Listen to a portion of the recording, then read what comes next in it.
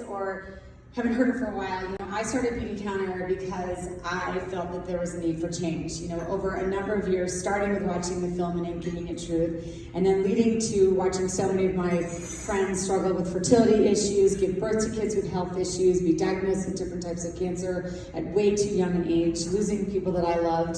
I know I'm telling the story that you all can tell about yourselves as well. I came to realize that there were toxic chemicals in the world all around me, and certainly in the products that I was putting on my body. And many of us have, we're armed with information and we're able to make choices, switching from plastic to glass, or getting rid of certain household cleaning products, or getting rid of your non-stick pans, which if you've not done so already, I can't stress enough how important it is to get rid of non-stick pans. I know it's a pain to scrub the pans, just soak them. It's just so much better than that Teflon, which is literally, filled with these persistent chemicals that are wreaking havoc on our bodies and on the health of the earth. But when it came to skincare and color cosmetic and personal care products, I just genuinely couldn't find products that met my needs. When I sort of got into this journey, I could find all of the traditional brands that we'd all grown up with, known and loved, and they were filled with chemicals of concern, heavily fragranced, filled with phthalates and parabens and things that we were talking about this morning that we just don't want in and on our bodies. And at the other end of things, I could find a bunch of sort of quote-unquote eco-friendly green brands, but they didn't really work very well. They didn't look very good. I didn't think they were commercially viable. And when I would use them, they would separate and they smelled. And I thought, why am I being asked to compromise my health in the name of beauty? Why can't I have it all? Why can't I have products that I love that are also significantly safer, or just plain safe for our health? And I say safer because at Beauty Counter, we don't have all the answers. We're not perfect. We're doing the best job we can, navigating an incredibly complicated moment in time, an incredibly complicated issue, which is the toxic chemicals and how they show up in our products. But that was the sort of impetus for me wanting to start this business, watching people that I love get sick, looking for solutions in the marketplace, and then wanting to do something about it. And from day one, Beauty Counter has been built on three really important pillars. First and foremost, we educate. Last night we had dinner in the Library of Congress, and we talked about being in that incredible building with so much institutional knowledge and books and others. We realized that the most important work we can do as people is sharing information, because information is power. And I've never set out to scare people, but I do want people to understand what's going on out there. And we've introduced many tens of thousands of chemicals into commerce over the last 50, 60, 70 years, and most of them have never been tested for safety and human health. We were having a discussion earlier today with some of our scientific advisory panel members about people that will say, well, my mom's age, and my mom's 80, to say, well, when I raised you, my mom was actually super hyper and all that stuff. We were never allowed to have Lucky Charms or any of those good brands or Coke in our house, and there was none of that stuff.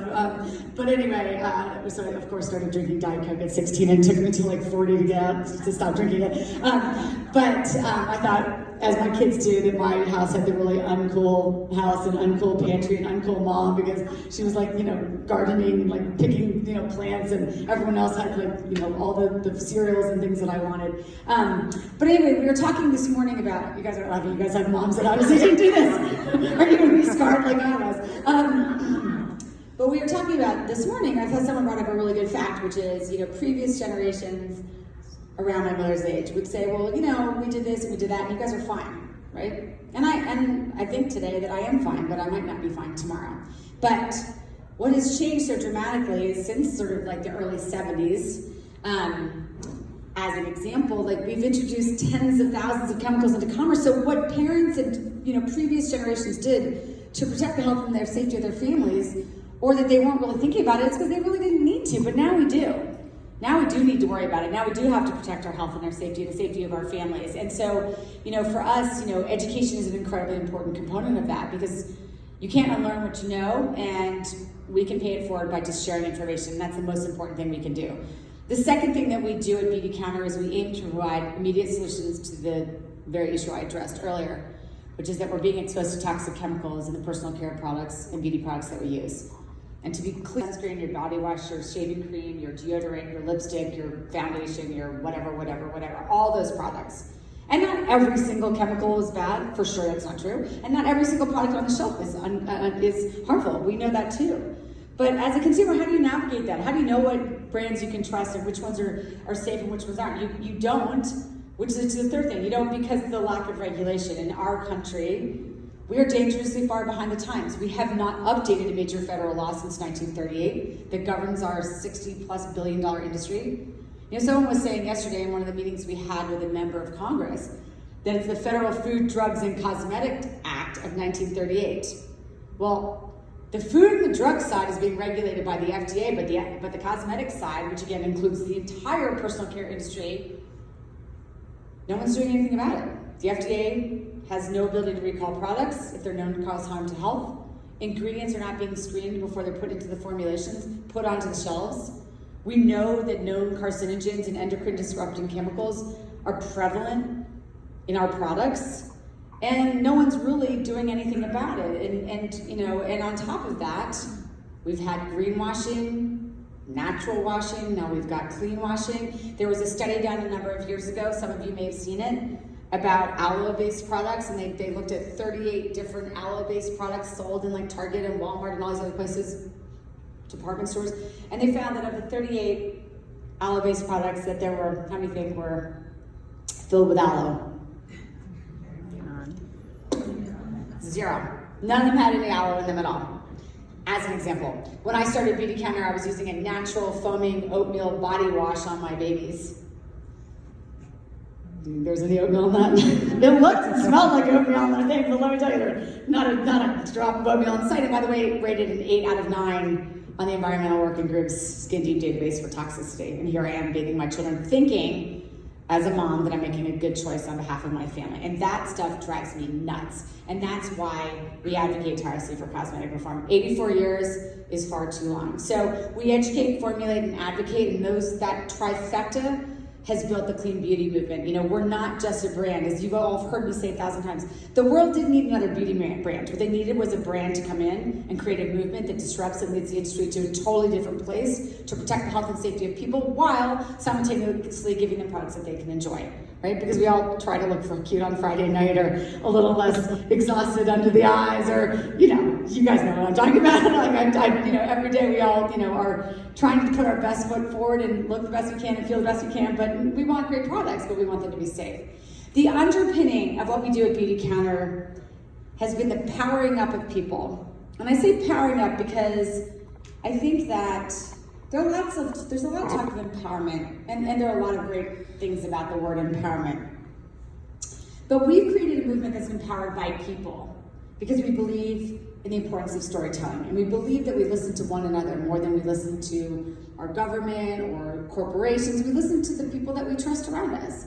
And so when I decided to start this business and was trying to figure out the way in which to distribute our products, a friend said to me, have you thought about selling through people? Have you thought about like a direct selling business? And honestly, my immediate answer was like, no. Because I had a very negative feeling about these sort of MLM network marketing companies that were over-promising and under-delivering.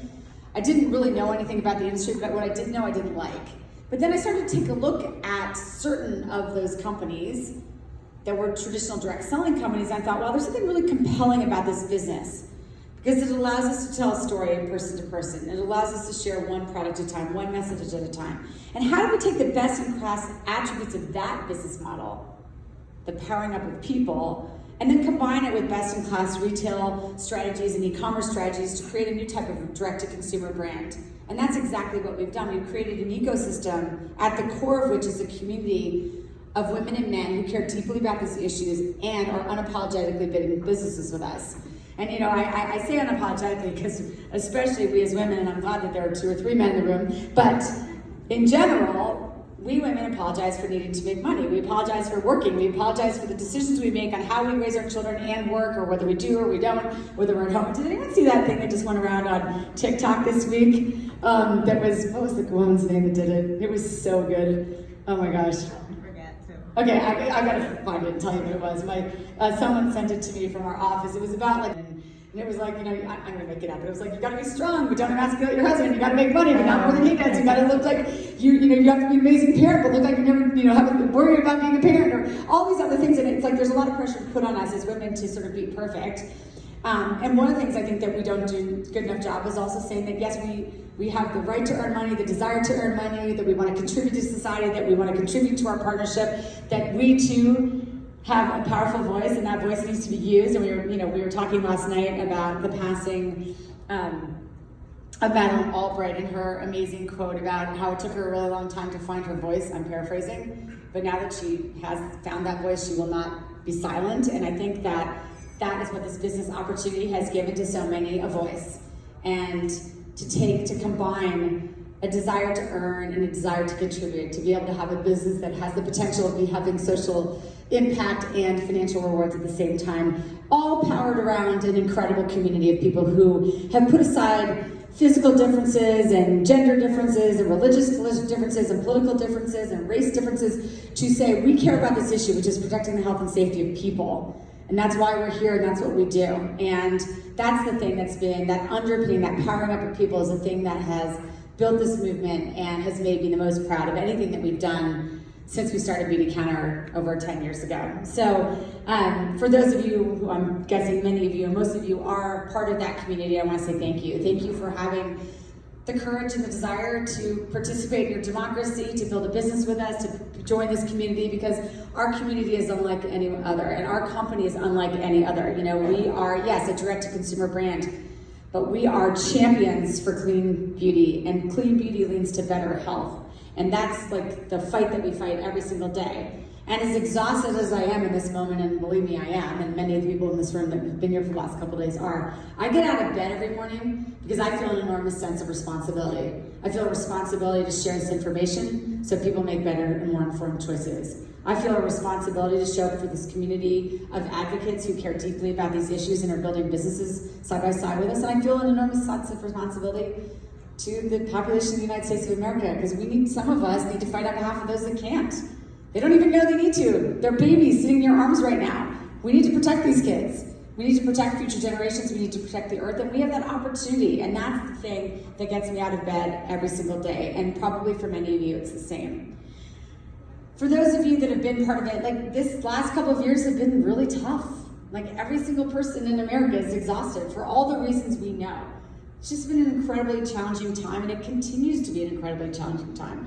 We're looking at what's happening in Europe with wars and inflation. You know, things are, just being thrown at us time and time again. But this is an opportunity to find an outlet that can bring you joy and can bring you community and can potentially bring you income.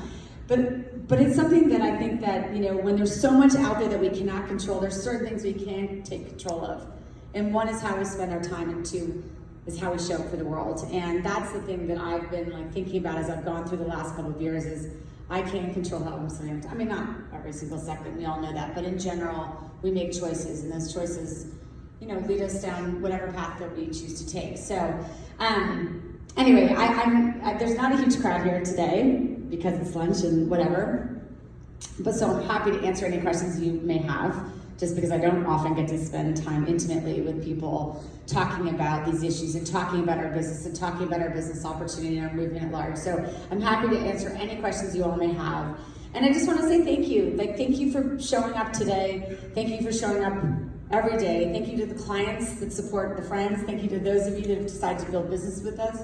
And thank you to those that just want to text 52886 #BetterBeauty to tell members of Congress it's time to act now. We have bipartisan support for cosmetic reform, but damn, do we need to get the job done. I was saying in these meetings yesterday, and I was on with one from whatever state, I don't even know which one it was, it doesn't matter. And she was like, if you thought about talking to the Campaign for Safe Cosmetics and the breast cancer research partners, and I just literally, I know I was so rude. I would probably not be a good politician. Because I was like, you gotta be kidding me. We've been talking to these people for over a decade. Stop talking about whether it's, the Democrats want this, the Republicans want this, and the state wants this, and the federal government wants this. Get it done. Let's stop talking about it, and let's just protect the health and safety of American citizens. Figure it out, and let's move it forward, because every single day people are being exposed to toxic chemicals, and I'm tired of having to fight the fight. They need to start taking action. So anyway, enough of that. Thank you guys so much for being here and for showing up. And again, I'm happy to answer any questions you may have, or I can also shut up. So thank you.